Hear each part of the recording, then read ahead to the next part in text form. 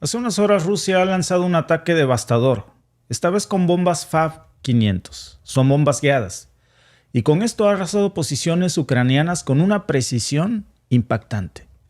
Estas imágenes que vieron ustedes en un primer principio, donde el avión está transportando una de estas bombas, son precisamente bombas FAB-500.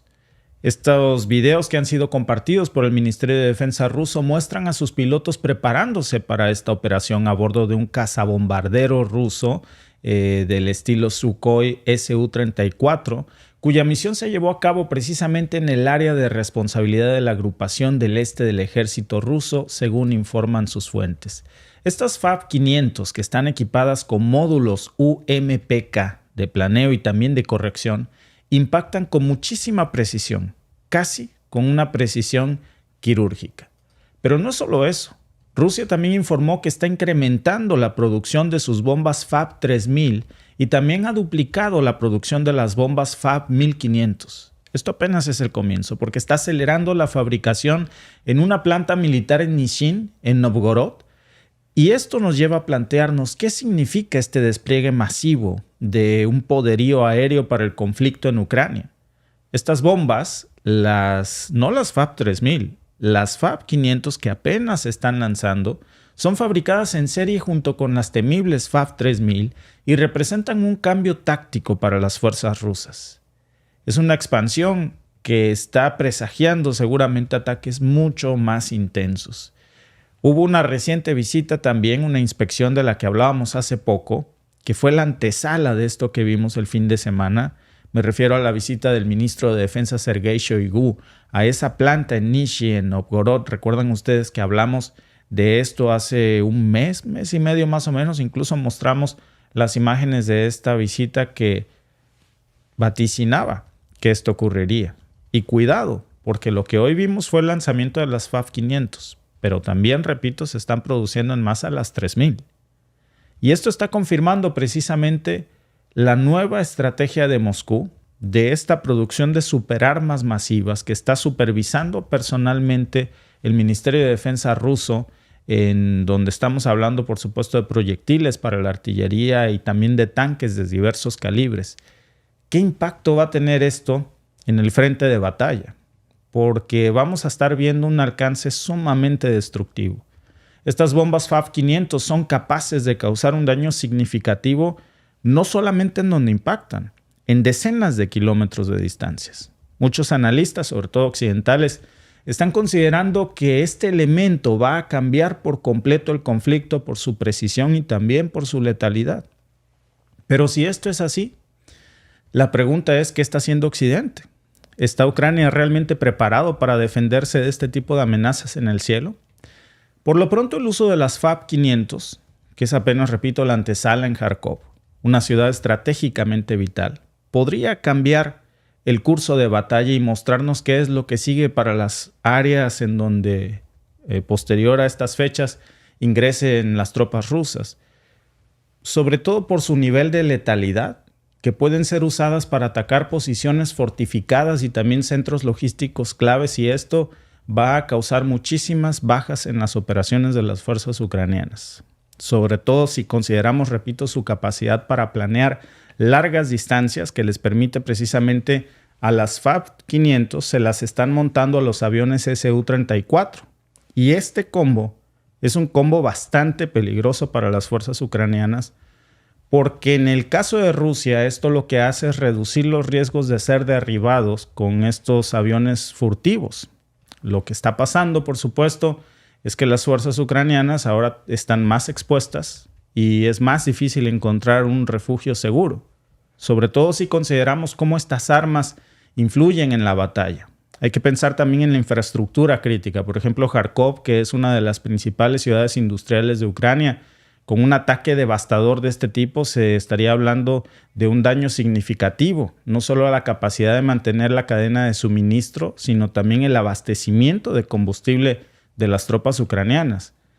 Y a eso hay que sumarle el hecho de que estos bombardeos pues, van a interrumpir las redes de transporte de las fuerzas ucranianas, que los va a meter en más dificultades para que les lleguen a tiempo los refuerzos occidentales de la OTAN, pues todo ese paquete de ayuda armamentista.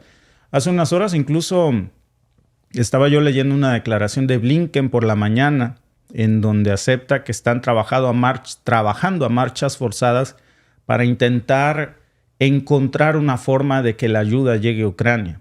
No es sencillo, porque no hay ya vías de comunicación para hacérselos llegar. Se están destruyendo ferrocarriles, carreteras, todas las vías de comunicación para que en el frente de batalla llegue la ayuda occidental están prácticamente destrozadas. Y Kharkov, de hecho, no es la única zona que hoy está en riesgo. Hay otras regiones también en donde se está viendo cómo se está desatando este poder destructivo de las bombas FAB-500 producidas en serie en ciudades estratégicamente situadas como por ejemplo en Kramatorsk y también en Sloviansk, que podrían ser atacadas porque ahí también se está extendiendo el frente de batalla. Y es que también pues, son lugares que son muy importantes porque sirven como centros logísticos para las fuerzas ucranianas en el Donbass. Y estos daños a estos centros, especialmente a través de ataques a las estaciones de tren, lo que van a originar es aislar nuevamente las líneas de suministro en estas otras zonas, replicando el mismo modelo que estamos viendo en Kharkov. ¿Cómo puede Ucrania entonces defenderse de estas poderosas bombas FAB-500 transportadas por los cazas Su-34 rusos? La clave está en las defensas antiaéreas. Pero la ventaja que les ofrecen las bombas FAB-500 al ser lanzadas desde precisamente una distancia segura con estos aviones está complicando muchísimo la efectividad para las defensas ucranianas. ¿Por qué? Porque las aeronaves rusas, como precisamente el Su-34, están justamente diseñados para ser rápidos y muy maniobrables. Entonces eso les está permitiendo evadir las defensas antiaéreas terrestres ucranianas con mucha precisión. Y las tropas ucranianas, ustedes saben que han solicitado más sistemas de defensa aérea occidente para contrarrestar precisamente esta amenaza aérea rusa, pero no hay respuesta. Estos sistemas tienen un alcance limitado y no siempre, por cierto, son eficaces contra aviones como el Su-34 que vuelan a distancias muy seguras. Y esto nos lleva precisamente a la pregunta del millón este día. ¿Qué sistemas antiaéreos necesitaría en estos momentos Ucrania que la OTAN no le ha proporcionado? Primero hay que considerar los misiles Patriot. Por mucho tiempo Zelensky estuvo insistiendo en que le fueran proporcionados. Se dudó mucho por parte de la OTAN en dárselos. Cuando por fin se los dieron, ya era demasiado tarde. Estados Unidos ya le proporcionó también algunas unidades de Patriots, pero Ucrania necesitaría muchos, pero muchos más de estos. El primer lote que se le envió, por cierto, lo destruyó Rusia la semana pasada sin que pudieran lanzar ninguno de estos. Son muy poderosos porque tienen un alcance de hasta 160 kilómetros para contrarrestar amenazas desde el aire. El problema es que es muy complejo de operar y hay escasez de los misiles. Como tú nos habías dicho en una ocasión, Alba, les están mandando los lanzacohetes, pero lo que no les están mandando son los misiles, Patriot. ¿Por qué no los tienen? Claro, pues les mandaron los Patriots. Como todos sabemos, tenían unos que Rusia había destruido algunos, porque como les dijimos también hace unas semanas, mismo Ucrania estaba diciendo que solo estaban acumulando polvo, que no tenían los misiles. Les mandaron unos misiles, pero también fueron los que destruyó Rusia en el tren. Sí. Ese es otro detalle. O sea, los pocos que tenían han mandado algunos, otros supuestamente van en camino, pero la realidad es que no tienen muchos para mandarle. Entonces también como que por eso no está fluyendo tanto. Luego vimos que le mandaron los misiles estos, los HIMARS, y los está utilizando Ucrania con la población del Donetsk. En lugar de atacar a las tropas rusas, exacto, está atacando contra civiles. Población civil. Era un desfile y ahí está. Para eso está usando los misiles HIMARS, para la población civil. Y pudieran decir que fueron 1 o 2, pero 1 o 2 son vitales en el frente. Claro. Dejó que le ganara la víscera y de una forma, por cierto, que viola las leyes de guerra. Fue un atentado terrorista. Pues sí. Sí, porque no había tropas militares. No. Se equivocó de rumbo. La batalla estaba en Kharkov. Pero muy lejos. Sí. O sea, esos misiles hubieran servido más a las tropas ucranianas en Kharkov. Claro. Que en la cabeza de civiles en el Donetsk. Y ahora estamos viendo precisamente pues este jaque. Sí, los Patriots son muy efectivos, sobre todo contra misiles balísticos. El problema es que no son tan efectivos contra aviones de combate, sobre todo contra aviones Su-34. Y entonces a pesar de que los Patriots, que son escasos, pero poderosos, pues tampoco son una solución compleja por eso. Una, porque son escasos y porque se trata de objetivos aéreos. Hay otro sistema que Ucrania también podría requerir y que lo pudiera sacar, pues no del apuro, pero sí darle cierta capacidad de respuesta, que son los sistemas SAM-T, de fabricación francesa y también italiana. Son conocidos como Mamba. Y este sistema es muy eficaz contra aviones porque puede atacar misiles balísticos, misiles de crucero y también puede operar en coordinación con otros sistemas de defensa aérea. ¿Cuál es el problema otra vez aquí? El problema es que, igual que lo que sucede con los Patriots, el número de los que se dispone son muy limitados. Y la capacitación para usarlos requiere mucho tiempo. No es algo que se pueda aprender con un manual que viene en la caja. Estos sistemas, los NASAMS, que son otros más que también podrían servirles a Ucrania, es su tercera opción, de fabricación noruega, pudieran ser también otra solución.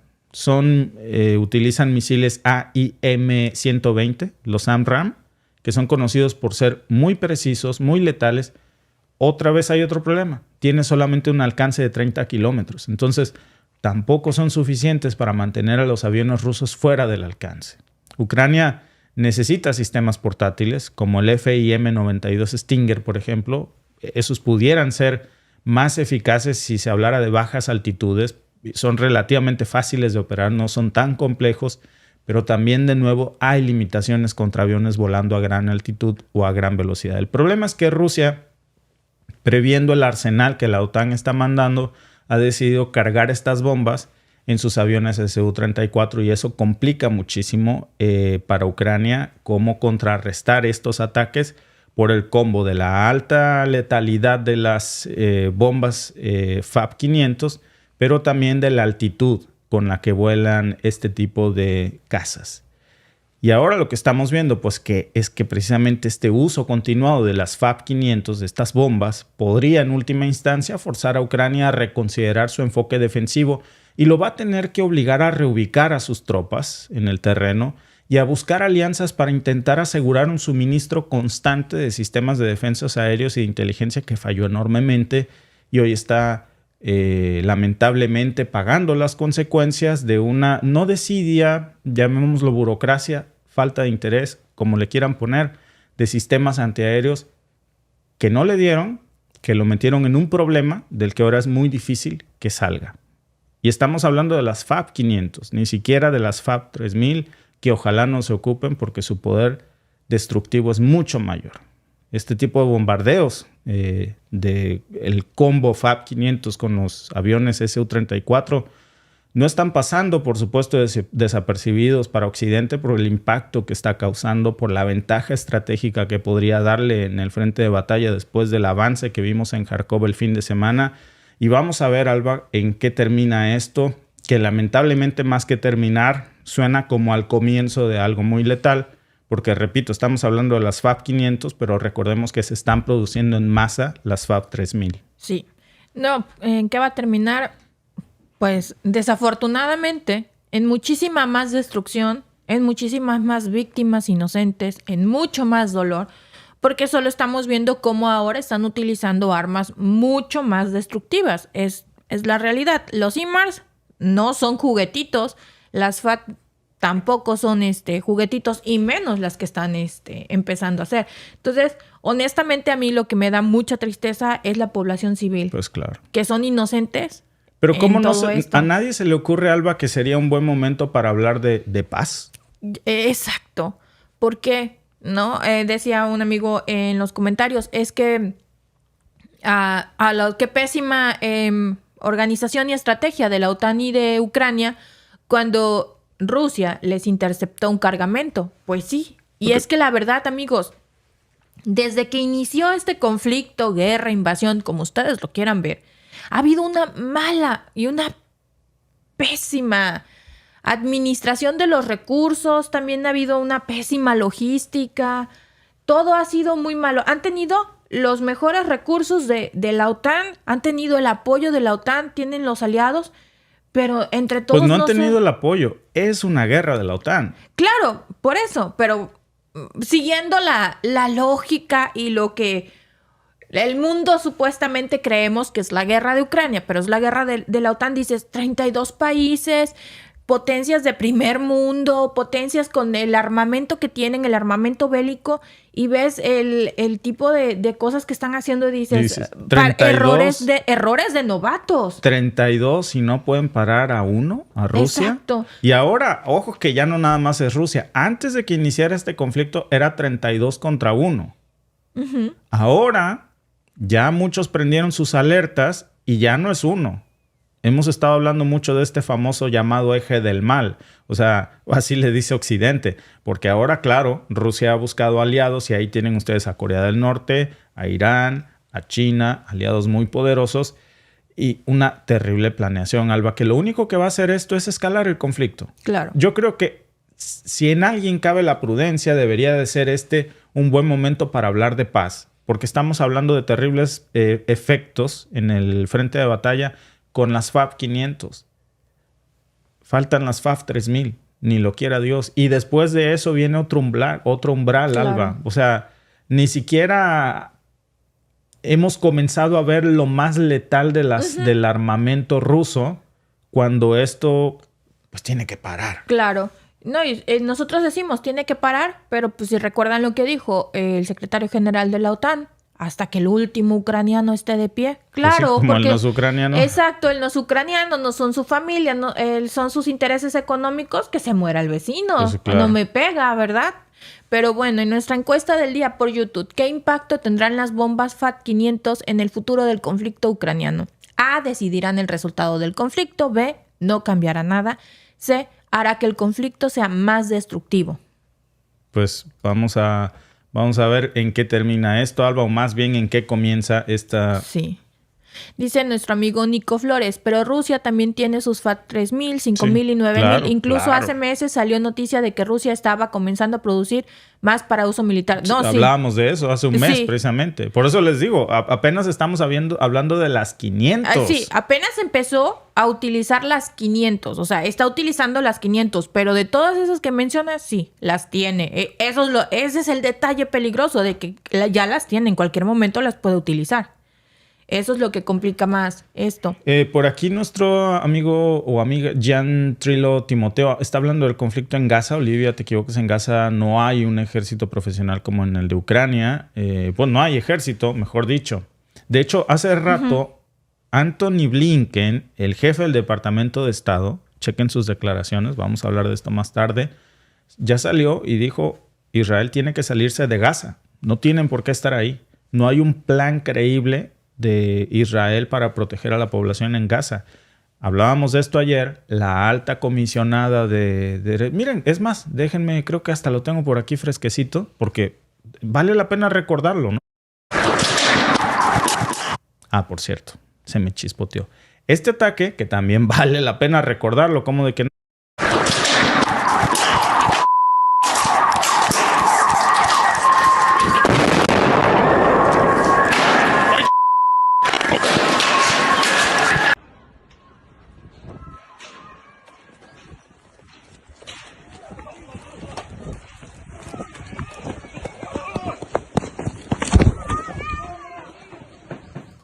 Pues ese fue el ataque de Donetsk del fin de semana también. Con los HIMARS. Con los HIMARS que le envió Occidente para que... hacen malgastando municiones. Para que se ayudara a la guerra.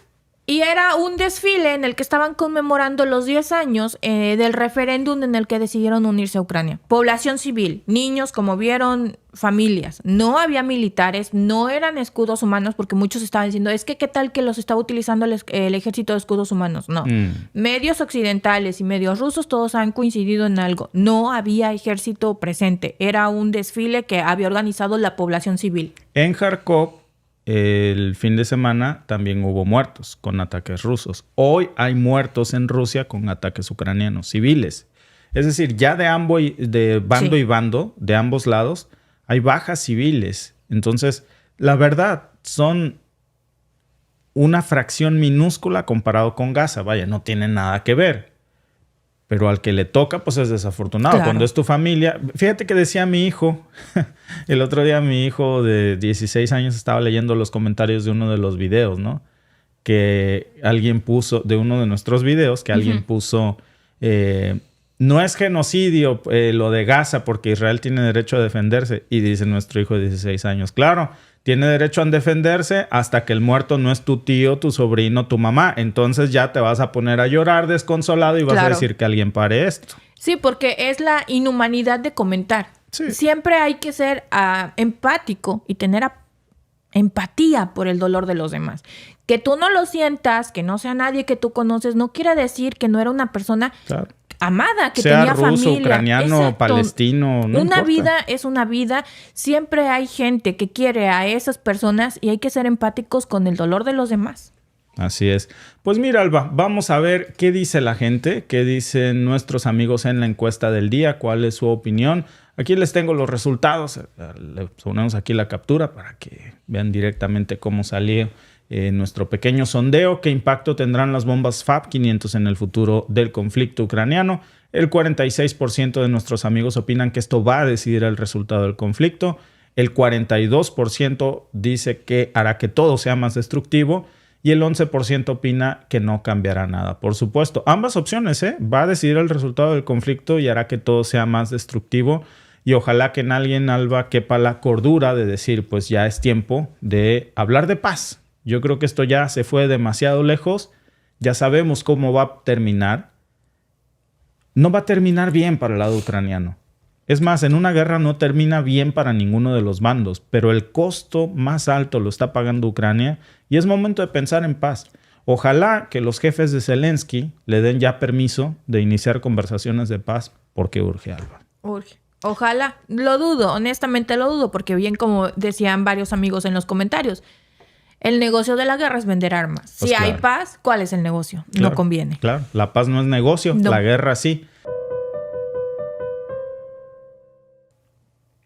Egipto ha puesto en alerta máxima a sus fuerzas en la península del Sinaí, que es cerca de sus fronteras con Gaza y con Israel.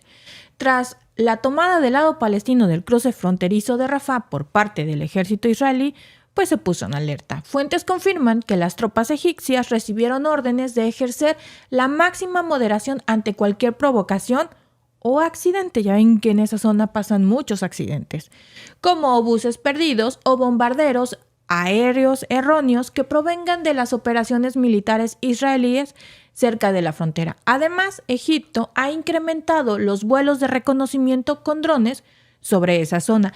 ¿Pero qué busca realmente Israel con estos movimientos? Bueno, pues la estrategia detrás de la toma de Israel del cruce de Rafah parece ser muy clara: ejercer presión sobre Hamás, el grupo que controla Gaza, para forzar su mano pues en las negociaciones de un alto al fuego. Israel pues está convencido de que cortar los suministros de bienes, fondos y armas que llegan a través de los túneles cercanos a Rafah podría ayudar a debilitar a Hamás, forzándolo pues a ceder ante sus demandas. ¿Pero es esta estrategia realmente efectiva? Bueno, tal vez. Históricamente, el bloqueo de rutas estratégicas ha sido una táctica para inclinar la balanza en conflictos, y en el caso de Gaza, pues la presión adicional en Rafah apuntan a aumentar el costo para Hamás de continuar con sus hostilidades. Pero ¿qué tan preparado está Egipto para enfrentar una escalada de violencia? Bueno, las cuentas progubernamentales minimizan toda la amenaza, aseguran que las fuerzas egipcias están listas para cualquier eventualidad, haciendo un incremento de su presencia militar en la región. Hay tanques, infantería y unidades de defensa aérea que están en alerta máxima. Egipto pues parece decidido a prevenir cualquier infiltración de extremistas desde Gaza y mantener su estabilidad en su frontera. Además, ha desplegado drones de vigilancia pues para estar monitoreando la actividad en tiempo real y ha mostrado pues una postura de alerta moderada, pero muy firme. Quiere evitar ser provocador y no agravar más esta situación. Sin embargo, ¿realmente podemos prever dónde y cuándo se detendrá la imprudencia de Israel? Bueno, la historia sugiere que no. El conflicto entre Israel y Palestina ha sido impredecible durante muchos años, con brotes de violencia que surgen de situaciones tan triviales como un error de cálculo o un ataque mal dirigido. Los incidentes anteriores en la frontera, como obuses errantes que hieren a soldados egipcios, pues reflejan la posibilidad de que incluso una estrategia cuidadosamente calculada pueda desencadenar una escalada mayor. Además, las incursiones aéreas sobre el lado palestino del cruce de Rafah para disuadir al envío de ayuda sin autorización israelí, pues muestran la disposición de Israel a usar la fuerza para imponer su voluntad. A pesar de esto, hay quienes argumentan que Egipto está jugando un papel crucial como mediador, con una estrategia basada en el equilibrio y, por supuesto, la moderación. Mantener una postura de control le permite ser un puente diplomático entre Israel y los palestinos, intentando suavizar un poco la tensión en un conflicto que ha cobrado miles de vidas. Sin embargo, con casi 35,000 o más de 35,000 palestinos muertos desde que inició el conflicto en octubre, las opciones diplomáticas enfrentan serias limitaciones. La situación se complica aún más porque el cruce de Rafah es la única puerta de escape hacia el exterior que no está completamente bajo el control de Israel. Al bloquear esta salida, Israel no solo corta la entrada de bienes, sino también la salida de heridos que buscan atención médica fuera de Gaza, donde no hay hospitales. ¿Es esto un acto de defensa legítima o un castigo colectivo que va en contra de todas las leyes internacionales? Egipto como país, pues, ha firmado un tratado de paz con Israel, enfrenta un desafío muy fuerte, desde equilibrar sus relaciones con un socio poderoso mientras mantiene su propia soberanía y sus propios intereses estratégicos. No puede permitirse que una escalada de violencia en Rafah desestabilice su propia frontera, pero tampoco puede pasar por alto todas las consecuencias humanitarias para los palestinos en Gaza. En última instancia, la toma de Rafah por parte de Israel parece responder a un delicado cálculo geopolítico que busca neutralizar a Hamás mientras se mantiene la presión diplomática para un cese al fuego. El cruce de Rafah ha sido cerrado desde que Israel tomó control del lado palestino el martes pasado, tras iniciar una incursión en la zona del este de la ciudad de Rafah. Esto ha irrumpido todos los convoys de ayuda humanitaria hacia Gaza, que está sumida en una crisis humanitaria de hambre y de enfermedades generalizadas. Hay gente literalmente muriendo de hambre.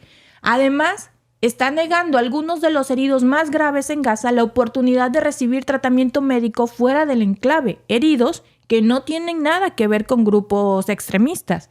La situación en el Sinaí y la acción de Israel en Rafah no son solo una muestra de la tensión en la región, sino también un reflejo de las complejidades de la política de Medio Oriente y de las relaciones internacionales. Mientras Egipto y otros actores intentan mediar el cese al fuego, pues la toma del cruce de Rafah por parte de Israel subraya la volátil situación de seguridad que prevalece en la región y plantea serias preguntas sobre las intenciones y las estrategias a largo plazo de todos los involucrados en esto.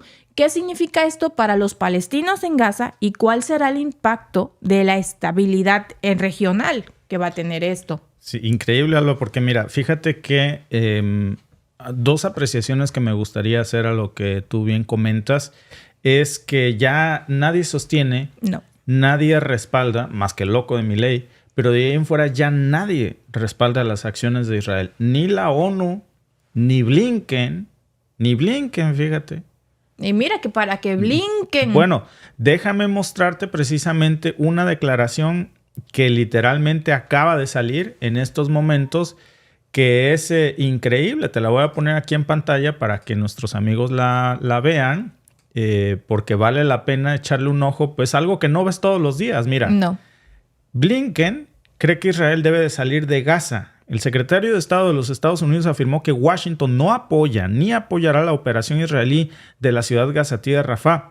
El secretario de Estado de Estados Unidos, Anthony Blinken, ha reconocido durante una reciente entrevista que las fuerzas israelíes no han actuado de manera compatible con el derecho internacional humanitario durante sus operativos en la franja de Gaza en varias ocasiones. Digo, les costó muchísimo descubrir eso. 35,000 inocentes muertos. 37,000 y contando. A lo mejor en lo que terminamos esto ya son 40. Tal conclusión se basa en la totalidad de lo que hemos visto en términos de sufrimiento civil, así como el daño que se ha causado a niños, mujeres y hombres, dijo el secretario de Estado de los Estados Unidos, Anthony Blinken. En el territorio del enclave palestino, precisó Blinken, así que tenemos una serie de incidentes que seguimos analizando para intentar obtener la mejor evaluación posible. Burocracia, ¿no? Pero ya ni siquiera Lo dice Alba porque ante la pregunta forzada, bueno, ¿y qué vas a hacer? Bueno, Claro. seguimos analizando. Pero lo que ya no niega es, mira, sus declaraciones. En este contexto, el alto funcionario señaló que Washington había comunicado a Tel Aviv que no apoya ni apoyará su operación en la ciudad gazatí de Rafah, lanzada desde el repudio internacional, sin un plan creíble para proteger a los civiles. No hemos visto ese plan, dijo Blinken. Pues es que no lo tiene. Pues mira, dijo, creemos dos cosas. Primero, hay que tener un plan claro y creíble para proteger a los civiles, algo que no hemos visto. Segundo lugar, también necesitamos ver un plan para lo que sucederá después de que este conflicto en Gaza se solucione, y eso tampoco lo hemos visto. Si miramos Rafah, pueden entrar y tener cierto éxito inicial, pero potencialmente un costo increíblemente alto para los civiles. Pero Ya- apenas se preocupan por el plan para proteger a los civiles después de que le han mandado tantas armas. No O les sea, preocupa. Solamente que ya sabe Blinken que ese costo, cuando precisamente Blinken dice aquí en sus declaraciones, potencialmente un costo increíblemente alto, también se refiere al costo que va a Claro. seguir pagando la administración de Biden Políticamente. si no sale a condenar esto. No es que realmente sientan No, por supuesto que solamente quieren desmarcarse, y la opinión pública y los propios estadounidenses que dicen ya no más están obligando a su gobierno a separarse de Claro. estas acciones, y cuando puedan, en lo oscurito, lo van a seguir apoyando. Claro. Pero en este mundo, Alba, que ya todo se sabe, la historia se los va a cobrar carísimo. Porque mira, bueno, y encima de eso, Egipto, que hay que... esta nota, Alba, que estábamos comentando, la tomaría con cierta reserva. Que el ejército egipcio está rodeando la frontera israelí, ¿con qué fines? Para proteger a Hamás. No te extrañe que dé un vuelco esto, ¿eh? Porque mira la otra nota también de este fin de semana. Egipto se está sumando a la demanda de Sudáfrica contra Israel ante la Corte Internacional de Justicia por genocidio para que emitan una orden de captura contra Netanyahu. No te extrañe que la presencia de las tropas egipcias ahí no sean precisamente para engordarle el caldo a Israel, ¿eh? Puede ser que veamos un giro ahí, y no es algo que solamente piensa el mundo árabe. Mira, les decíamos en el podcast de hace un momento, y vale la pena, por cierto, que también es importante que voten en la encuesta para que su opinión cuente. ¿Cree que Israel está cometiendo un genocidio en Gaza? La opción A es sí, las acciones son inhumanas. La opción B, no, están defendiéndose. La opción C, no estoy seguro. Porque es muy común, Alba, que llega a veces alguien en los comentarios: Israel tiene derecho a defenderse. Vamos a ver de nuevo, porque yo creo que esto no me voy a cansar de repetirlo, ¿qué dice la ONU? ¿Qué dice la relatora especial de Naciones Unidas sobre esto? No yo contra un hater en el chat, ¿no? ¿Qué dice la ONU después de analizar cientos de pruebas, de videos, de documentar lo que ha ocurrido en Gaza? Sí, Alba. No eres tú contra un hater promedio, eres tú contra un fugitivo del ácido fólico. Un fugitivo del ácido fólico. Bueno, pero vamos a ver qué dice la relatora especial de derechos humanos, de la ONU, de la Organización de las Naciones Unidas, después de analizar todas las pruebas. La ONU, pues, que para que la ONU salga y diga algo es porque se tardó demasiado en esto. Sí. Vamos a ver qué dicen. ¿Es esto un genocidio o no? Después de casi 6 meses de asalto implacable por parte de Israel en la ocupada Gaza, es mi deber solemne informar sobre lo peor de lo que la humanidad es capaz y presentar mis hallazgos sobre la anatomía de un genocidio. Uno de mis principales hallazgos es que el liderazgo ejecutivo y militar de Israel, así como sus soldados, han distorsionado intencionalmente las reglas del derecho internacional humanitario sobre distinción, proporcionalidad y precaución en un intento por legitimar la violencia genocida contra el pueblo palestino. Al distorsionar deliberadamente las definiciones de escudo humano, órdenes de evacuación, advertencias, zonas seguras, daños colaterales y protección médica, Israel ha utilizado su función protectora como un camuflaje humanitario, con el efecto de ocultar un patrón de conducta del que solo se puede inferir razonablemente una política estatal de violencia genocida contra los palestinos. En este contexto, encuentro que hay motivos razonables para creer que se ha alcanzado el umbral que indica la comisión del crimen de genocidio contra los palestinos como grupo en Gaza. Específicamente, Israel ha cometido 3 actos de genocidio con la intención requerida de causar daño corporal o mental grave a miembros del grupo, infligir deliberadamente condiciones de vida al grupo calculadas para llevar a cabo su destrucción física total o parcial, e imponer medidas destinadas a prevenir el nacimiento dentro del grupo.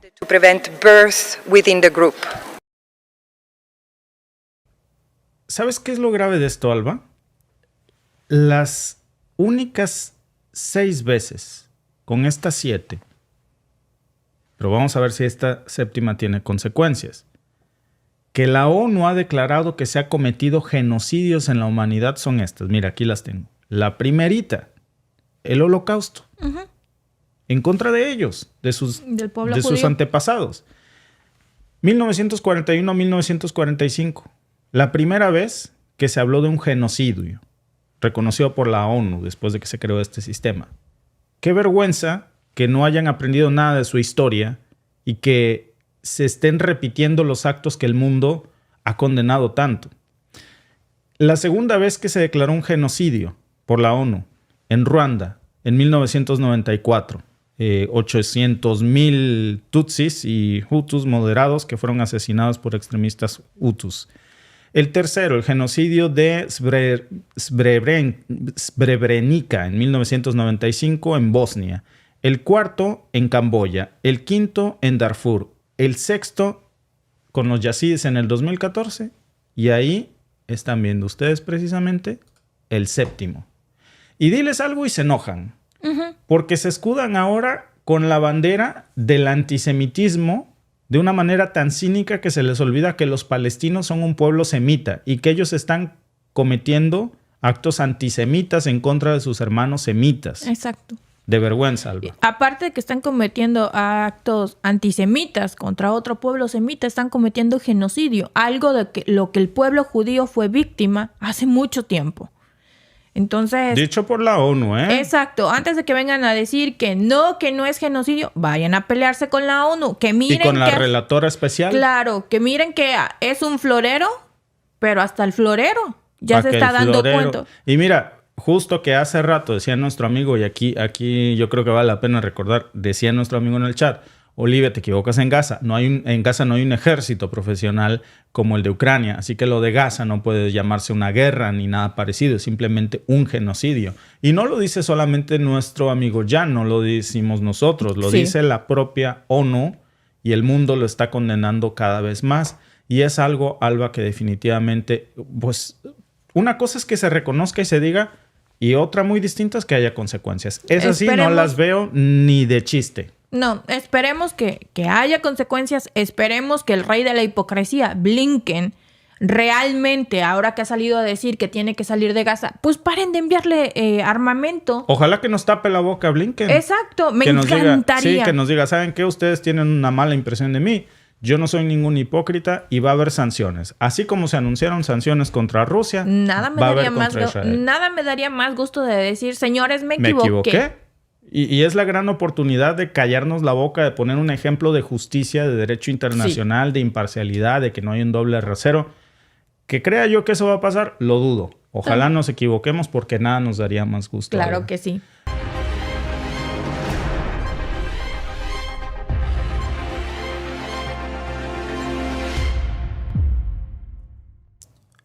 Lavrov ha lanzado un contundente mensaje. Más bien, parece una advertencia que una amenaza. Si Occidente quiere luchar en el campo de batalla en Ucrania, Rusia está preparado. Moscú ha repetido una y otra vez su disposición a negociar, pero con esta nueva realidad parece que la paciencia se ha acabado. ¿Qué implica realmente esto? ¿Estamos al borde de un conflicto directo? Y mientras Occidente parece decidido a presentar ultimátums, ¿qué tan realista es esperar una solución negociada cuando finalmente vemos una afirmación de Rusia, como decimos en mi rancho, pues aquí estoy y para luego es tarde? Estos son los puntos que vamos a desglosar en el podcast de hoy, en donde Sergei Lavrov, el ministro de Asuntos Exteriores rusos, ha dejado todo muy claro sin ningún espacio a dudas. Dijo: Moscú está lista para enfrentar a Occidente en Ucrania si eso es lo que quieren. Es su derecho, dijo literalmente. Si lo quieren en el campo de batalla, así será en el campo de batalla. Y mientras que estaba declarando esto, la postura rusa ante las negociaciones dice que se mantiene firme, pero que también son realistas. No se trata de una simple resistencia. Se trata de una confrontación directa con los intereses occidentales en el territorio ucraniano. Este conflicto ya no es solamente militar. Ahora se ha convertido en una guerra mucho más allá que eso. Ni siquiera es un conflicto que se quede ya en Ucrania. Es una lucha por la percepción y la influencia global. Y es una lucha que parece que Occidente está perdiendo. Y déjenme decirles por qué. Si hablamos del campo de batalla en Ucrania, parece que las cosas no le están yendo muy bien a la OTAN. Pero si hablamos, por ejemplo, del otro campo de batalla del que nadie habla, el del Sahel, ¿qué me tienen que decir acerca precisamente de la retirada de tropas rusas la semana pasada? Y esto nos está diciendo que hay algo de fondo en la declaración de hoy de Lavrov. Porque primero estamos viendo una Rusia que al parecer se siente muy segura de su posición militar y estratégica. De lo contrario, no lanzarían esta advertencia. En términos de capacidad militar, Rusia no es una potencia que Occidente pueda subestimar. Es un error que cometió ya la OTAN una vez y no puede darse el lujo de hacerlo dos veces. Hace 2 años cometió ese error: subestimar lo que sería el campo de batalla en Ucrania.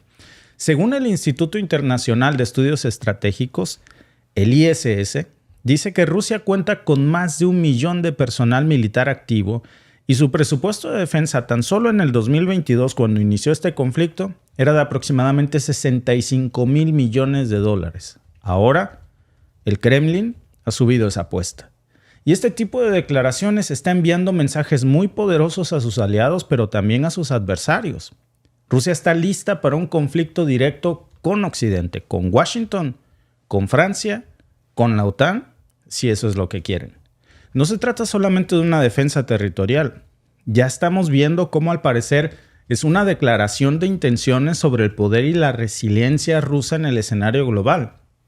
Imaginémonos este escenario que se podría desarrollar, que sería terrible. En primer lugar, si el conflicto llegara realmente a intensificarse en el campo de batalla, seguramente veríamos un aumento de la intervención militar directa de Occidente en apoyo a Ucrania.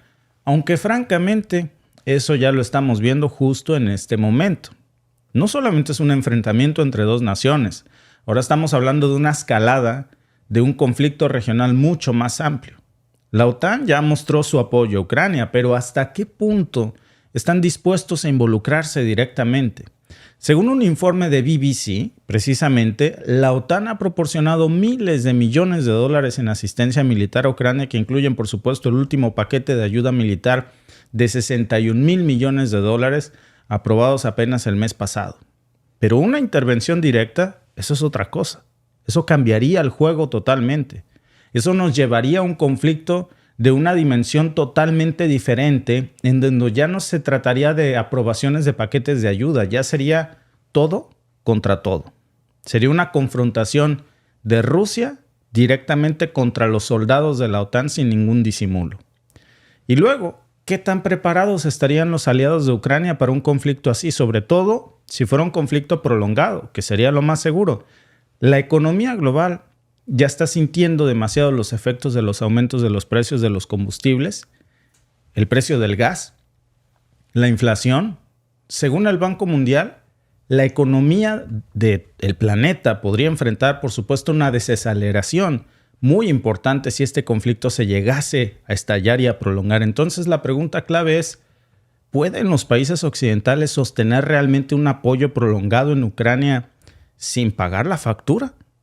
Porque parece que estuvimos viendo la antesala de lo que podría ser el esbozo de un conflicto 1 a 1 la OTAN contra Rusia. Fíjense, en noviembre pasado, hablamos de eso, Zelensky se había presentado a la cumbre del G20, ¿se acuerdan? Y los 10 puntos de su fórmula de paz en ese momento, ¿qué decían? Incluían Según él, la exigencia de que Rusia retirara todas sus tropas y que reconociera su integridad territorial completa sobre Ucrania. Esa propuesta, pues obvio que rápidamente fue desestimada por Moscú, porque el Kremlin dijo es inaceptable e irrealista. La postura rusa, por su parte, se centraba en la necesidad de una solución que reflejara las realidades sobre el terreno y no simplemente las aspiraciones de una parte del conflicto. ¿Por qué habría de retirarse un bando que va ganando?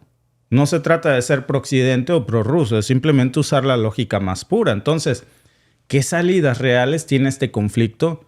Digo, no chistes de un payaso profesional. ¿Qué salidas reales puede tener esto desde una perspectiva geopolítica? Primero debemos considerar el contexto que hoy tiene la región y los intereses de las potencias que están involucradas, que tienen las manos bien metidas aquí. Rusia ha dicho muchas veces que tiene interés en proteger a la población rusoparlante en Ucrania y en mantener su influencia en áreas estratégicas como Crimea y el Donbass. Francamente, este argumento parecía, fíjense, un discurso barato para la invasión. Pero para ser honestos, después de lo que vimos el fin de semana pasada en Donetsk, con Zelensky bombardeando un festejo civil, la percepción de Ucrania, sobre todo de estas regiones rusoparlantes, podría ya estar cambiando. Ucrania, por su cuenta, se siente respaldado por Occidente. ¿Y qué es lo que quiere? Busca restablecer su soberanía completa. Pero ¿qué tan respaldado se siente en estos momentos realmente Zelensky cuando sufrió el abandono de sus fuerzas, cuando prácticamente se está quedando sin municiones y hay muchas promesas de aprobaciones de paquetes de ayuda, pero simplemente no llegan, por X o por Y? Y aquí es donde las negociaciones comienzan a complicarse un poquito más, porque ¿qué significa esto para estas soluciones pacíficas del conflicto? Es muy importante que comencemos a hablar de esto, porque una posibilidad es una negociación basada en compromisos mutuos. Lo que ya es evidente que parece que se está alineando esto es la guerra. Durante las últimas, yo creo que casi 2 meses estuvimos escuchando a Macron hablando de que Francia tiene que ir a la guerra con Rusia, Alemania diciendo que tenemos que prepararnos para una guerra de la OTAN con Rusia, a la Unión Europea también. Muchos actores de la OTAN estuvieron insistiendo con este discurso y hoy Lavrov se levantó de malas y dijo, como dirían mis amigos colombianos, pues de una, vámonos. Si es lo que quieren, pónganle fecha y así será, estamos listos.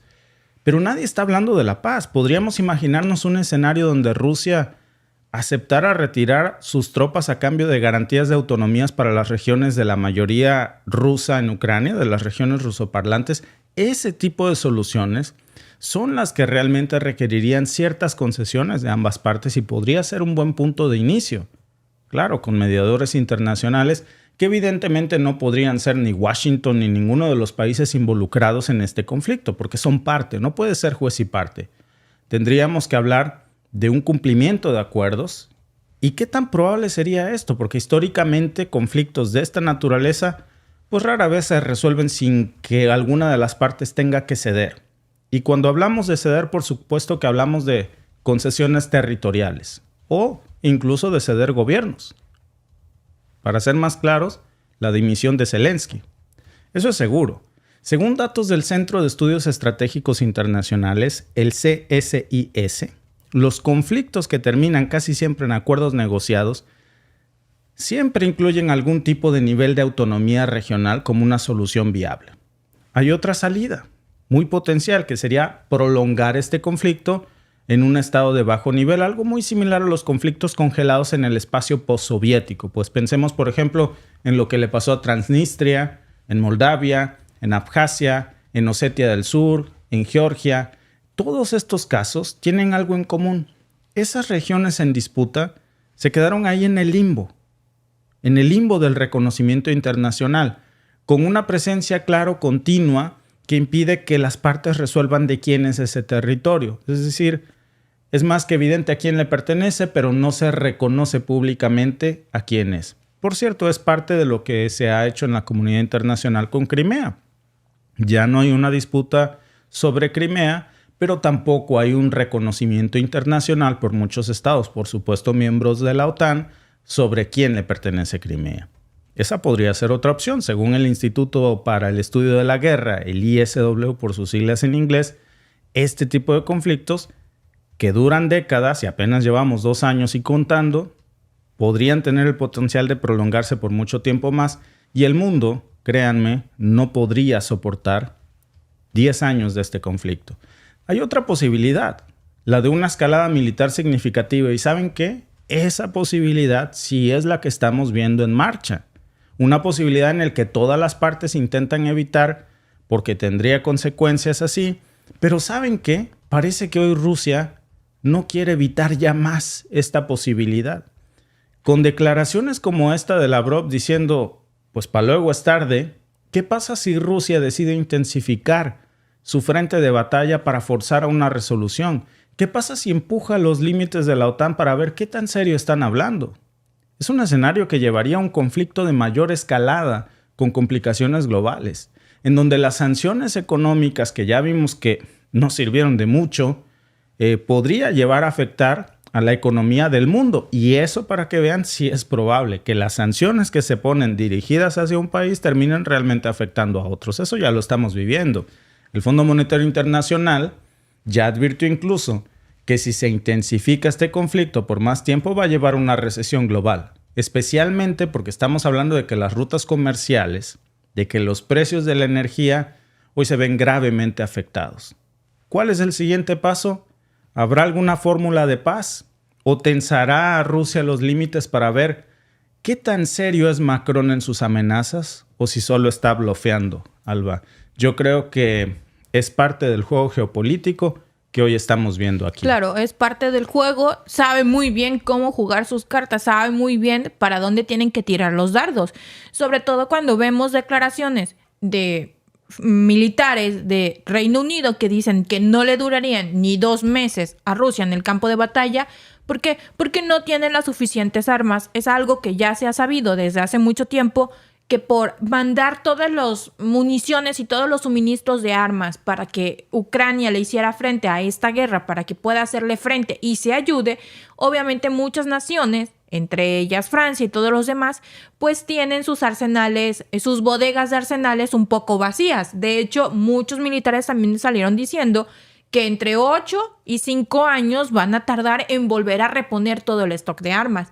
Pero, ¿qué pasaría si entonces hay una amenaza inminente? No te la llevas tan tranquila. Claro. Sobre todo cuando oyes que Macron, que es un miembro de la Unión Europea, empieza a decir, es que es momento de que hagamos algo, es que hay que unirnos todos a la guerra, hay que mandar tropas, hay que prepararnos porque una guerra con Rusia es inminente, miren cómo están de locos, miren qué malos son. Porque todos están en la misma posición, tanto Lavrov como empezó a ladrar Macron y dijo Lavrov, pues nosotros también podemos ladrar, claro, ¿no? Ahí va la de nosotros de regreso. Pero todo mundo se está... Le abrió la reja a Macron. Exacto. Macron llevaba 2 meses ladrando y le abrió la reja. Y le dijo, pues ahora pásale. Le pasó como al perrito del video. De que es bien mal otro y se pasa del otro lado y ya como que cuando veo la reja abierta así como de, no, pues ya no. Era yo malo, pero de atrás de la reja. Ya pero cuando imagínate que se anime a morder. Es terrible. Ojalá no se anime a morder, ojalá mida bien las consecuencias, porque es algo sumamente peligroso. O sea, no podemos estar provocando. Lavrov no puede andar provocando a los otros. Estaba muy callado, entre comillas, y sale el otro que ahora, un día sí y otro también amenaza. Dime algo. No le puedo preguntar aquí a nuestros amigos en vivo. Estamos pensando cómo hacerlo, por cierto, cómo integrar no solo sus audios, sino sus llamadas telefónicas. Estamos en eso. Pero déjame preguntarte a ti, Alba. ¿Tú crees que Macron ha estado blofeando solamente por una cuestión electoral o que realmente el tipo sí quiere entrar en una guerra directa contra Rusia? Yo creo que está blofeando. No creo que quiera meterse en una guerra directa con Rusia. Sobre todo cuando estás viendo que llevan 2 años en una guerra en las sombras, que no es ni tan en las sombras, pero vamos a decirlo así, con Rusia y no han podido. Tal vez se siente muy valiente porque tiene armas nucleares, pero pues Rusia también pues tiene. Sí, tiene 300 ojivas contra las 6,700 que tiene Rusia. Claro, pero a decir es que no me van a dejar solo. Entonces yo Quiero pensar que es electorero, que realmente cree que no, que tal vez siente que el poder de la OTAN y que de la Unión Europea es una medida disuasoria contra Putin, porque si no sería como decirle al mundo, ven, les dije, Claro. se iba a venir contra la Unión Europea, Bueno. no lo íbamos a parar. Como dicen en estos rumbos, make sense, ¿no? Tiene todo el sentido del mundo. Pero ahora te hago otra pregunta. Porque te estoy entrevistando hoy, ¿verdad? Sí, ya me está dando nerviosillo. No, no se preocupe, no le voy a hacer preguntas indiscretas al aire. Le voy a hacer otra pregunta. ¿Qué pasó? Cortándole. La cosa es, Alba, que yo creo que diste en el clavo. Puede ser esto electorero para Macron. Nada más que hay una cosa. En Rusia ya no hay elecciones. Y cuando vemos que en Rusia que no hay elecciones, hay ese tipo de declaraciones, eso me lleva a la siguiente pregunta. ¿Tú crees que Lavrov está blofeando? No, porque ellos ya pasaron las elecciones y arrasaron ahora sí, como diría Thalía, se fueron arrasando. Entonces ellos ya no tienen puntos que ganar a favor de que gane Putin, ¿no? O sea, entonces, Alba, arrasaron. Esto parece más una advertencia que una amenaza. ¿Y sabes cuál es la diferencia entre una advertencia y una amenaza? Como en México decimos, perro que ladra no muerde. Es decir, parece ser que el Kremlin se siente muy confiado por si leemos entre líneas el comentario de Macron que no están en elecciones, si analizamos esto entre líneas, pues ¿qué nos quiere decir? Que según las mediciones y los cálculos del Kremlin, seguramente consideran que si se fueran a una guerra directa con Occidente, la ganan. Claro. Fíjate que ahorita me acabo de encontrar los apuntes que hice ayer cuando pusiste el video de Macron en una entrevistita que si prácticamente quieres, se autohizo. Pues si quieres lo podemos... Sí, porque fíjate que eso da muchas respuestas, ¿eh? Porque ahí como que deja colar algunas de las cositas, porque fue como una entrevista que más armada no podría ser. Sí, Hollywood lo espera. Se vio muy armada, obviamente con respuestas muy bonitas que hasta se las compras porque vienen elecciones, necesita subir su popularidad, necesita asegurarse de quedarse en la silla. Decían unos amigos por aquí, es que también va a haber elecciones hasta el 21 de este mes, Zelensky es el presidente de Ucrania. Sí, el detalle es que desde hace muchos meses canceló las elecciones porque como están en guerra no podía llamar a elecciones. Entonces, en Ucrania no va a haber elecciones indefinidamente porque están en guerra. Corrió a su jefe del ejército que tenía mucha más popularidad que él. Después de correrlo, porque obviamente la gente tiene más simpatía con él porque lo veían en el campo de batalla, con sus soldados, dando los reportes, ganó obviamente mucha popularidad entre los ucranianos por verlo, pues ahora sí arriesgando su vida por su país, decidió correrlo porque podría ser un contendiente muy pesado para las elecciones. Entonces lo corrió, ya no está en el cargo y justo después de que lo corrió empezaron a venir muchos descalabros militares para Ucrania. Pues mira, vamos a ver precisamente porque yo creo que tiene todo el sentido lo que tú dices. Vamos a recordar qué fue lo que dijo Macron este fin de semana y ahí que tienes tus apuntes podemos ver si esto se trata de un blofeo de Macron y también de Lavrov o si Lavrov sí está hablando muy en serio así como diciendo, pues ahora, déjate venir. ¿Es que nous allons partir en guerre? ¿Vamos a ir a la guerra? No vamos a ir a la guerra. Por favor, déjame tranquilizarte. He hecho todo por Francia durante casi 7 años para que tengamos paz.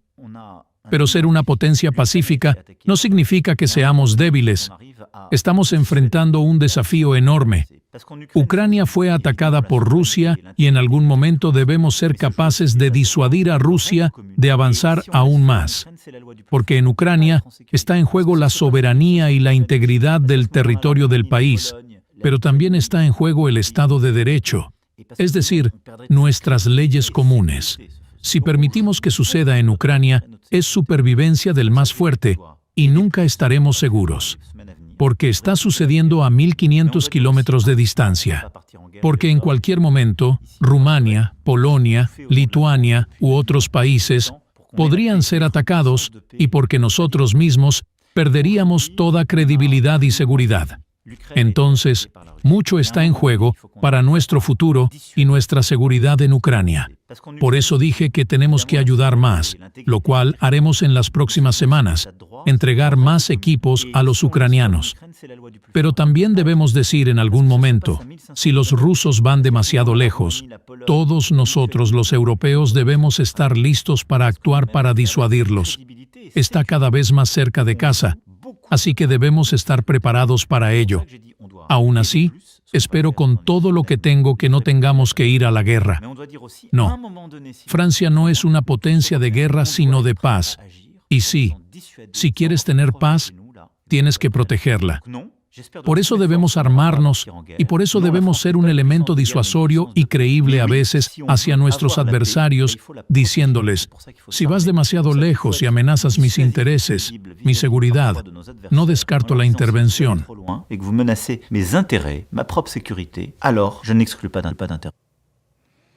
Bueno, el chiste se contó solo. Habla de democracia, habla de nuestros valores, dice. Me intrigan sus valores. A mí no me metes en tus chismes, Macron. Exacto. No.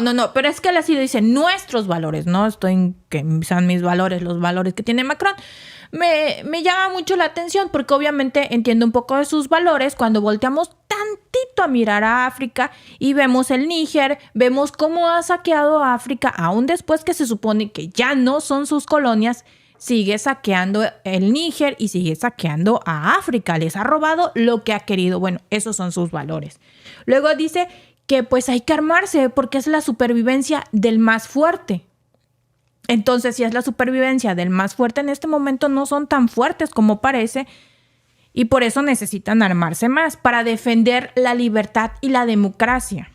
Luego dice que si pierden contra Rusia van a perder credibilidad. Es por eso que se están aferrando con uñas y dientes y le están invirtiendo, ahora sí que córtale a la educación, córtale a la salud, córtale a todo. Lo primordial es la guerra. Porque imagínate que llegue a ganar Rusia, perdemos credibilidad. Ese es su miedo, eso lo dijo él. Exacto. Eso es lo que me da miedo prácticamente. Eso es lo que dijo él, no lo dije yo. Y luego dice, pues que ellos son un país de paz. Bueno, me da risa, ¿va? Son un país de paz que necesita armarse hasta los dientes para disuadir. Nos fue a echar pleito a México por unos pasteles. Y son un país de paz. O sea, casi como la señora que va a los 15 años y se está llevando al centro de mesa y le dicen, no, doña, son rentados. Quítate tú. Sí, así se pusieron con los pasteles. ¿No sí, la guerra de los pasteles. Digo que no fue por unos pasteles en su literalidad, pero así la llamamos por una simpleza. Era una excusa para intervenir, Alba. Claro. Intervenir fue la parte con la que cerró Macron. Sí, no. Dice por aquí que no entendieron la parte de valor, el valor de robarse todo. Pues sí. O sea, es que por eso les digo, esa entrevista como que estuvo muy curiosita, como que muy armadita, muy bonita para que obviamente él se luciera. Se puso de apechito más bien, Alba. Claro, pero él busca lucirse porque busca los votos. Es año electoral en muchísimas partes, entonces... Y están en sus puntos más bajos. Claro, a río revuelto, ganancia de pescadores. Dice, nuestra encuesta del día por YouTube. ¿Piensas que las declaraciones de Lavrov son una estrategia o una amenaza real? A, estrategia para negociar. B, amenaza real. C, solo retórica. Y D, con Rusia nunca se sabe. Así que voten, amigos, porque en un momento más se cierra la encuesta. Porque, Alba, sí, es muy interesante esta encuesta. Realmente yo creo que la pregunta es bastante interesante porque, Alba, si no es un blofeo, si es una amenaza real, entonces hay que tener cuidado porque parece que ya le perdió el miedo al discurso que hemos estado viendo por los últimos 2 años, que es como muy contradictorio, Alba, porque mira, por un lado la insistencia de Macron diciendo... Hay que ir a la guerra directa con Rusia. No hay otra opción más que esa y es lo mejor que podemos hacer. Pero si tú te fijas en sus aliados de la OTAN, ¿qué dice Alemania? ¿Qué dice Reino Unido? necesitamos al menos 10 años para prepararnos para la guerra contra Rusia y eso va a pasar en algún punto. No va a pasar hoy porque hoy no nos conviene. Vente mañana que me agarres más descansado. Va muy contraproducente con el escenario que estamos viendo del otro discurso de Macron de vámonos ya. Al mismo tiempo que esto, estamos viendo varias piezas geopolíticas que se están moviendo en el tablero de una batalla Rusia-OTAN en diferentes escenarios de guerra. No pensemos que esto se está jugando solamente en Ucrania. Ya hemos hablado mucho de eso. También en el Sahel.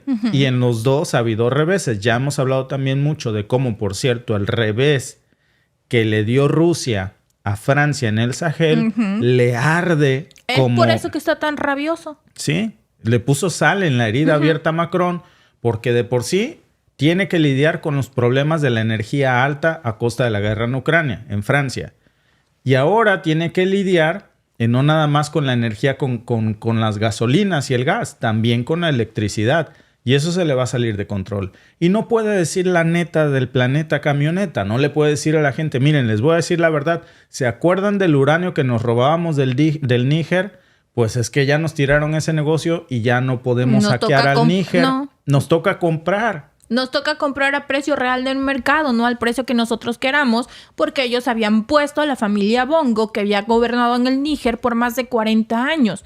Entonces, pues era un gobierno a modo. Siempre las elecciones, siempre pues estaban amañadas. El Níger nunca tuvo desarrollo, pero la familia Bongo tiene mansiones en Estados Unidos, tiene mansiones en Europa, son multimillonarios y solo han vivido de eso. Y ahí sí no, miren, no llegaron los valores occidentales. No llegó la democracia. Ni los valores franceses, porque ahí no llegaron elecciones, ahí no se ponían a ver si eran trampas, si porque solo la familia Bongo, nada. Ahí todo estaba muy, muy bonito. Fíjate que el comentario de nuestra amiga Sandra Núñez que dice, mi perspectiva cambió después de ver las declaraciones de ambos lados.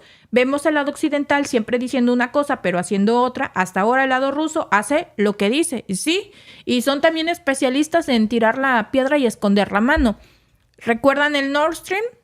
Primero Biden dijo que iba a hacer lo que fuera necesario para parar eso. Luego, por arte de magia y justicia divina, ¡pum!, se voló. Y ahora...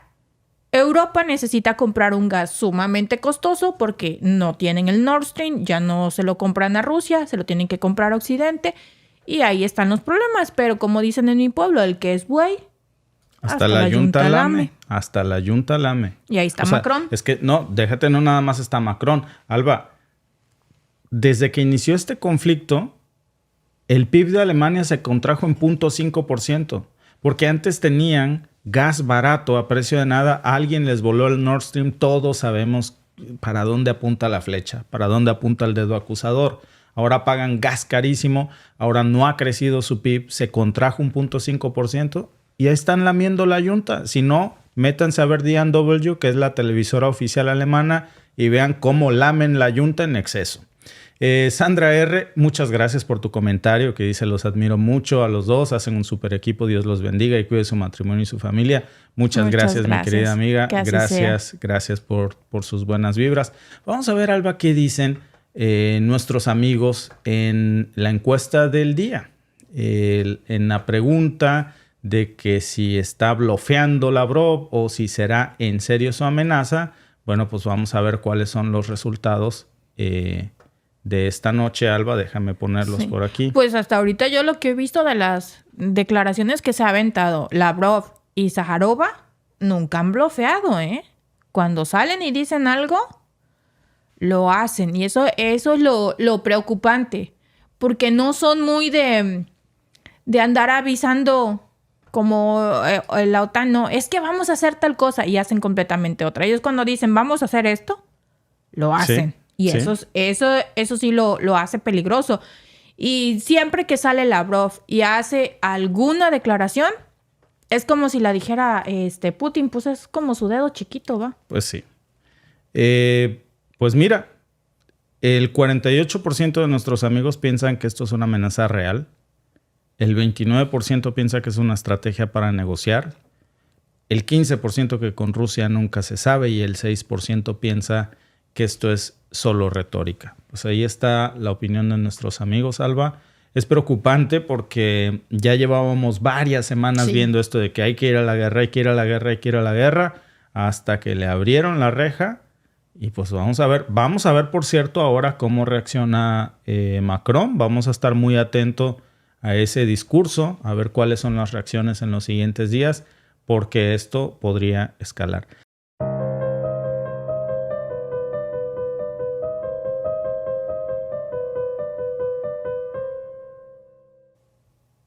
Es difícil de creer esto, pero misiles norcoreanos están impactando por primera vez en Ucrania.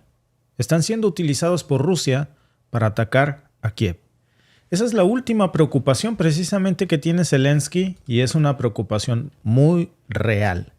El ejército ruso ha disparado decenas de estos proyectiles durante su invasión, sus más recientes ataques en Kharkov y en otras zonas en donde está ganando terreno rápidamente, aumentando la tensión y también la urgencia por esta situación. ¿Por qué es esto tan alarmante para Occidente y cómo de nuevo vemos aquí un doble rasero? Esperen porque se los voy a mostrar. Estos misiles por lo pronto no solamente están representando, dicen, una amenaza directa para Kiev, ya lo creo que sí, sino que también están sugiriendo, más que evidente, una estrecha colaboración entre Rusia y Corea del Norte. Un eje que muchos veían venir y al que Occidente por cierto ha llamado el eje del mal 2.0. ¿Cómo es que Corea del Norte, bajo severas sanciones, y esa es la principal pregunta aquí, no hay que perdernos de la discusión del debate real, cómo es que Corea del Norte, que tiene tantas sanciones, ha logrado fabricar armamento de última generación para proporcionárselo a Rusia? Prácticamente Corea del Norte se está convirtiendo en la fábrica de armas del Kremlin y está resultando cada vez más eficiente después de tropiezos iniciales. ¿Qué otros secretos están ocultándose en esta alianza para Occidente? Miren, en septiembre del 2023, Kim Jong-un viajó a Rusia. ¿Recuerdan que hablamos de eso? Pues allí mantuvo una reunión secreta con Vladimir Putin. Se decía que era para cerrar acuerdos de armas. No se sabía los detalles, pero pocos meses después, a inicios del 2024, se empezaron a encontrar pruebas muy concretas de que las tropas rusas estaban utilizando misiles norcoreanos para atacar a Ucrania. La organización Conflict Armament Research, la CAR, se dedica precisamente a la recuperación del análisis de armamento utilizado en conflictos. ¿Saben qué encontró esta CAR? Bueno, pues Cristina Kimachuk, que es la inspectora de armas, encontró un proyectil con características muy inusuales en el edificio de Kharkov de este fin de semana precisamente. Rusia está ganando demasiado terreno a un ritmo que Occidente no puede parar. Y cuando lo inspeccionaron en Kiev, confirmaron sus peores temores, que no era un misil ruso, sino que era un misil norcoreano. Pero ¿quieren saber cuál es el chiste? Es un misil norcoreano hecho con piezas estadounidenses, con caracteres coreanos, incluso con el número 112 correspondiente al año 2023 en el calendario norcoreano.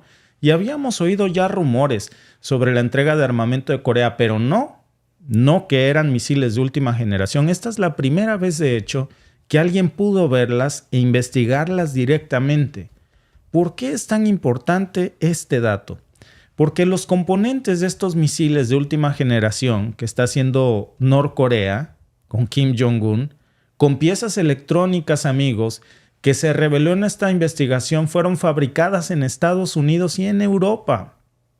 Y esto lo que nos está sugiriendo es una red de compra para facilitar este armamento. Damien Splitter, que es el subdirector de la CAR, destacó que a pesar de todas las sanciones que se supone que tiene Corea del Norte, sigue consiguiendo lo que necesita a una velocidad extraordinaria. Y aquí está el verdadero punto de la preocupación. No es solamente el hecho de que los misiles norcoreanos estén en Rusia y que los misiles norcoreanos estén impactando en Ucrania, sino que se fabrican con componentes de Washington, de Estados Unidos, de la Unión Europea. ¿Cómo es posible esto? Washington debería de explicarnos qué es lo que está pasando aquí. Parece que la industria armamentista estadounidense se está haciendo la ciega cuando se trata de poner controles a sus propias exportaciones. Y aquí no hay sanciones. ¿Por qué? Todo se reduce, amigos, a una sencilla cosa. dinero. Las empresas estadounidenses y europeas fabrican componentes electrónicos militares en masa. Existen controles mínimos para cuando les conviene, pero la realidad es que muchos de esos productos terminan en mercados donde no deberían estar, como Corea del Norte. Y la cuestión aquí es la economía global y cómo esto está facilitando productos tecnológicos que están llegando precisamente al frente de batalla. Fíjate, Alba, la ironía de este asunto. La tecnología militar occidental sí está llegando a Ucrania, pero del lado ruso y ensamblado por Norcorea. Curioso, ¿no? Cuando se supone que están completamente aislados, que tienen muchas sanciones, que están cerrados al mundo, sí les llega la tecnología. Y dices, ¿cómo es posible? Luego, ¿cómo es posible también que hay empresas estadounidenses que le están vendiendo suplementos a Rusia y también a Irán para que armen drones? Y a Norcorea. Exacto, es la hipocresía. Plena.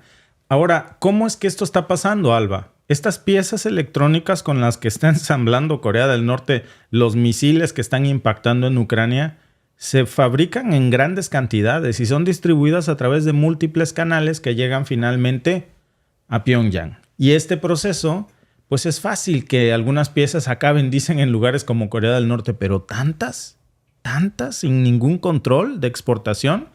Existen, pero ¿qué tan efectivos son? O más bien, para lo que les conviene. Porque imponer más controles estrictos, claro que ralentizaría este negocio de Corea del Norte. Claro que impediría que fabricara misiles de última generación.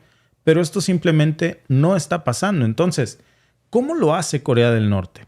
Pues utilizan fachadas de empresas y también utilizan países intermediarios que, por cierto, son países aliados de Occidente, de los cuales adquieren estos componentes. ¿Como cuáles? Se repite el mismo esquema que en Rusia. ¿Recuerdan hace poco que hablábamos también, de veras, que los misiles Iskander rusos están producidos con componentes estadounidenses fabricados en Texas?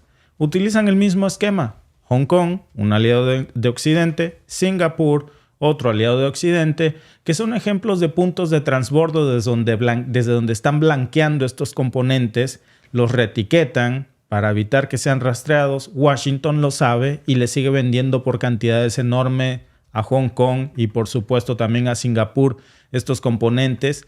Y déjenme leerles la declaración de Joseph Byrne, que es del Royal United Service Institute, el RUSI por sus siglas en inglés. Dicen, y fíjense, les voy a leer la declaración tal cual. Nunca pensé que vería misiles norcoreanos matando gente en Europa. Eso es lo que dijo. Claro, podemos ver misiles HIMARS de Estados Unidos siendo utilizados para asesinar civiles en Donetsk este fin de semana durante el ataque ucraniano lanzado durante una celebración cívica. Eso sí está bien, ¿verdad? Pero imaginarnos un misil norcoreano matando gente en Europa, Dios, eso sí es asqueroso, ¿no? ¿Verdad? Joseph Byrne es la hipocresía andante, Alba. Pues, no se muerde la lengua, de veras. Pues es que vienen de una muy buena escuela. Y Blinken tampoco se la muerde. Pues sí. Pues ahora, Alba, es increíble cómo a pesar de todas las supuestas sanciones durante casi 2 décadas, más de casi 20 años de que Corea del Norte está sancionado, sigue teniendo todo lo que necesita. No solo eso, que no nos extrañe pronto ver que es puntero en la fabricación de armas. Ya está asombrando al mundo con muchas de estas cosas. Esta eficiencia no es una casualidad. Es el resultado de un sistema bien estructurado que opera al margen de las regulaciones internacionales o con la complacencia de Washington, porque lo que quiere la industria armamentista es hacer negocio. Y el dinero no tiene nombre ni bandera. Y mientras esto pasa, la industria armamentista occidental pues sigue funcionando, sigue generando enormes ganancias importantes. Y no se trata solamente de ganancias, es algo mucho más grande. Si Corea del Norte puede obtener estos componentes, otros países, otros grupos, pues también lo están haciendo. Lo está haciendo Rusia, lo está haciendo Corea del Norte, lo está haciendo Irán. Vean la hipocresía de las sanciones, amigos. Por eso no hay que tragarnos todo lo que nos dice CNN o DNW, porque esto está poniendo en jaque los supuestos esfuerzos internacionales de no proliferación y control de armamentos. Es una farsa. Es urgente que Washington, que la administración de Biden, que otros capitales occidentales de veras hagan algo, pero no lo van a hacer, porque la industria armamentista es quienes terminan financiando muchas de las campañas que los hacen llegar al poder. Por eso es que estamos viendo que el problema no se ataca de raíz. Y esta es la realidad, que el comercio global de componentes tecnológicos es tan complejo y dicen que es difícil de controlar. Realmente es difícil de controlar. Saben de dónde vienen estos componentes que obtiene Corea del Norte. Saben que es de Hong Kong, saben que es de Singapur, y Texas y Washington siguen vendiendo masivamente componentes a estos dos países y saben que desde aquí se blanquean para Rusia, Norcorea, Irán, y no les importa porque la guerra, como lo hemos dicho, Alba, es un gran negocio. Y aquí está un indicio muy claro de que no hay voluntad para cerrar estas brechas, porque si lo hacen, se les cae el negocio y el negocio es primero. Claro, y se les cae la máscara, porque entonces ese discurso de ser los pacificadores, de llevar la democracia, de llevar la paz entre comillas, se les cae. ¿Quién les va a creer, no? Entonces es como hacerse los que no ven. Les conviene más hacerse los que no ven y decir, yo no sabía de eso. ¿Cómo no vas a saber? Pues sí, por supuesto. O sea, eso te lo creo de cualquier mortal sencillo, pero de las grandes naciones que tienen espías hasta debajo de las piedras, ¿cómo no vas a saber? Por cierto, ¿verdad? En nuestra encuesta del día hoy, ¿cómo crees que Corea del Norte logra obtener componentes militares de Estados Unidos? A. Fallas en controles de exportación. B. Intereses económicos encubiertos. C. Deficiencias en vigilancia. O D. Complicidad. Amigos, voten. ¿Ustedes qué creen? Es muy importante, Alba, que pensemos bien en las implicaciones de esta pregunta, porque si no nos vamos a dejar llevar con esta nota. La última preocupación de Zelensky, misiles norcoreanos, utiliza a Rusia para atacar a Ucrania. No, la verdadera redacción de esa nota debería de ser: la última preocupación de Zelensky, Washington sigue vendiendo componentes a Singapur y Hong Kong para que de ahí se reetiqueten a Corea del Norte y Rusia y con eso hagan bombas para que sigan avanzando en Kharkov. Y pues eso le hace evidentemente a Zelensky que el viento sople a su favor. Pero al final, Alba, queda cada vez más claro que todo es acerca de dinero. Claro, por supuesto. Todo es acerca de dinero, todo es acerca de poder y todo es acerca de intereses. Realmente, ¿qué es lo que los mueve? El dinero. Mira, ahí está. Hablando de el dinero, ¡pum! Sale Blinken. ¿De dónde viene? Sí, de la industria armamentista. Ahí está. Ahí está. Tu tío. ¿De qué la giraba tu tío antes de estar chambeando ahí? No, en mi familia sí somos decentes. ¿Cuál fue su primera chamba? Pues trabajaba para la industria armamentista, por cierto. Plus, déjenme corregir. Trabajaba para la industria armamentista israelí. Claro. Y de ahí se fue a chambear como jefe de Departamento de Estado. Y adivinen qué, curiosamente, ahora hay guerras por donde sea y pues la industria armamentista para la que antes trabajaba no solo Blinken, sino también el jefe, el secretario de Seguridad, Lloyd Austin III, pues también viene de ahí y sus ex empresas para las que trabajaban se están volviendo pudrimillonarias. Claro. Los intereses, o sea, invertir en ellos para ponerlos en donde están, pues les está trayendo sus ganancias de regreso. Ha valido la pena todo lo que han invertido en ellos. Porque desde que llegó Blinken y Biden, obviamente hemos visto que la guerra se ha disparado porque pues es un presidente belicoso que lo ha impulsado la industria armamentista. Dice Desun, Zelensky es un muy buen presidente para tirarse fotos y pedir dinero, para hacer giras. El manotas le dicen. El manotas. Pues sí. Nuestro amigo pues sí, porque Trolaco. ya se le hizo la mano bien grande, Alba. Sí, no. Nuestro amigo Trolaco dice, es triste cómo hemos sido engañados y manipulados todos, ¿sí? Porque es que, vean, o sea, que alguien decía que éramos muy negativos, que solo hablábamos, que somos prorrusos, prochinos y que no sé qué. Obviamente, porque dice, es que ustedes siempre traen esos temas. ¿Cuáles temas quieren que traigamos? Los que trae CNN, los que trae Televisa, los que trae TV Azteca, que traen un guión buscando acomodar por sus intereses. Porque si le pegan al gobierno es porque están esperando que el gobierno les dé dinero. Y si están alabe y alabe y alabe el gobierno, pregúntense por qué. Cuando en su país los medios de comunicación oficiales solo hablen bellezas de su gobierno, pregúntense por qué. Y cuando de repente empiezan a tirar y a tirar y a tirar golpes y golpes, también pregúntense por qué.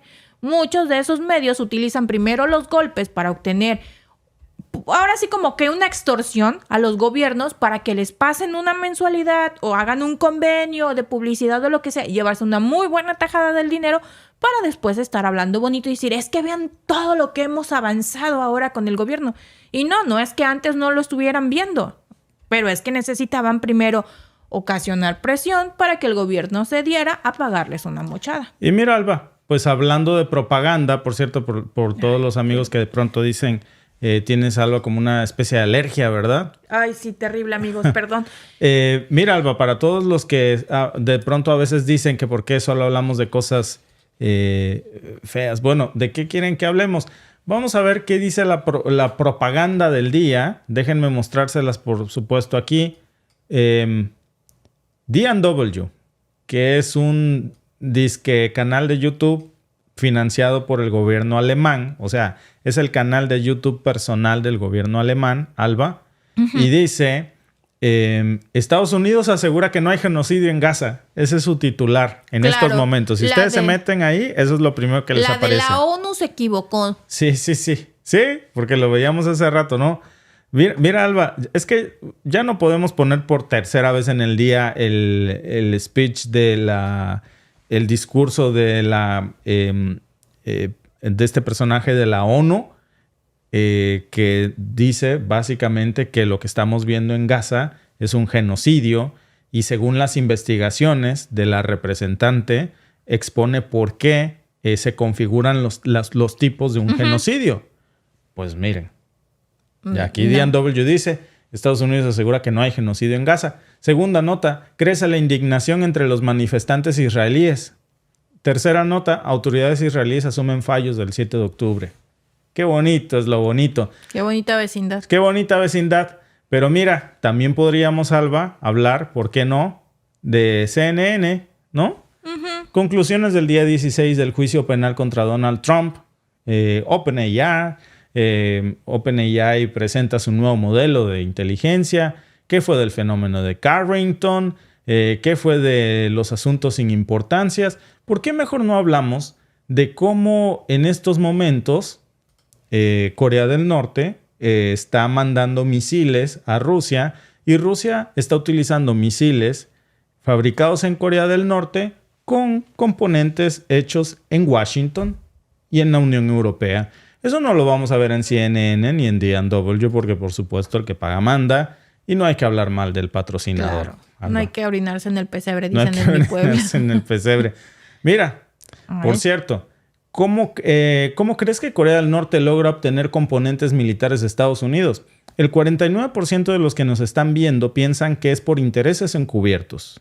El 32% piensa que es por complicidad. El 12% por fallos en los controles y el 5% por deficiencias en la vigilancia. Como sea, no hay una buena opción. O eres tonto o eres cómplice. Elige cuál. Tonto o inepto. Sí, o eres tonto o eres inepto, o si no, Alba, pues en lugar de que estemos hablando de estas cosas tan banales que yo creo que no abonan nada, ni siquiera la causa del propio Zelensky, por cierto. No.